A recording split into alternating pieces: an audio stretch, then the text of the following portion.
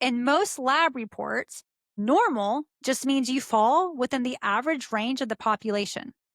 But right now, almost 93% of US adults are metabolically unhealthy. So if you're being compared to the average and the average is inflamed, insulin resistant, and exhausted, is that really the goal? Because I don't know about you, but I don't want average. I want optimal. Welcome back to the Glucose Diaries. I'm Stephanie. And if you've ever left the doctor's office feeling completely dismissed, this episode is for you. So you've got the blood work, you've waited for the results, and then you heard those four magic words. Everything looks completely normal. See you next year. But deep down, you know something's off. Maybe you're gaining weight, even though your habits haven't changed. Maybe you're crashing in the afternoon, craving sugar, or waking up at 3 a.m. every night. Or maybe you just don't feel like yourself anymore, but your labs don't reflect it. So today we're talking about the difference between normal and optimal and why the standard lab ranges might be missing the early signs of metabolic dysfunction.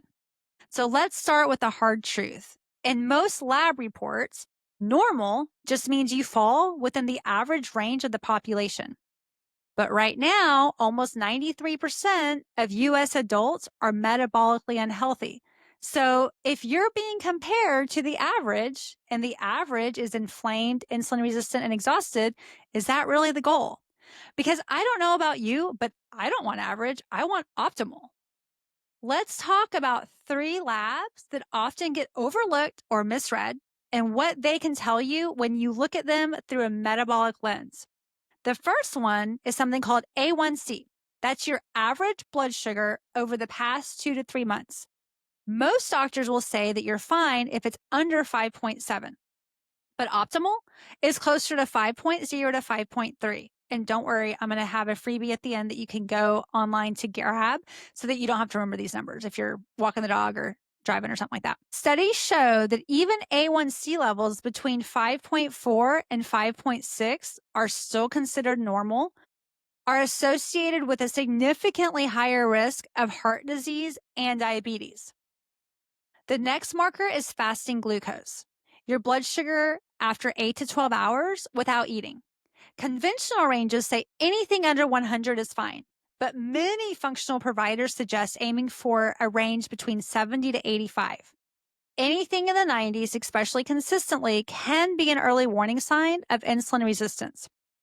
And here's the most overlooked lab of all, and it drives me freaking crazy: fasting insulin. This tells you how hard your body is working behind the scenes to keep your blood sugar in check.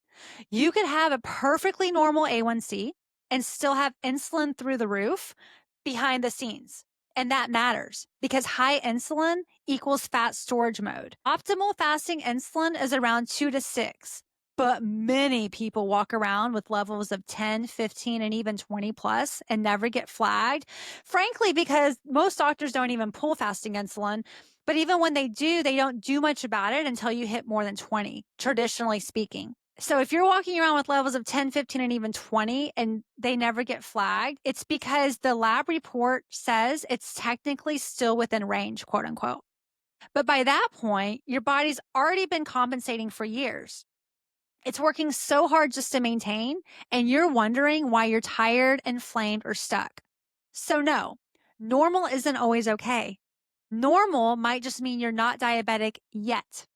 Now, I'm not telling you to obsess over numbers, but I am telling you to ask better questions. So if your doctor won't run fasting insulin, or if they brush off your symptoms because your A1C is normal, that's a red flag, not a green light. Let me give you 3 things you can do right now to take control of your labs. Number 1, ask for these tests at your next appointment: A1C, fasting glucose, and fasting insulin. Number 2, track your own blood sugar with a glucometer or a CGM, stands for continuous glucose monitor. I wear one all the time to see how food, stress, and sleep affect your body in real time. And number 3, download my free Metabolic Lab Snapshot Guide at theglucosediaries.com/labs. It gives you the functional ranges I just shared, plus an additional 2 other markers to get, and a breakdown of how to interpret what you're seeing. You don't need to be a doctor to advocate for your health. You just need a roadmap. And that's exactly what this podcast is here to give you. If this episode helped you feel more empowered or seen, make sure to follow the show and definitely send it to a friend who's been told they're fine but still feels off. And a quick reminder before I go, if your labs are normal and your symptoms are loud, you deserve better answers. And now you know where to start. Thanks for listening to the Glucose Diaries. I'll see you next time.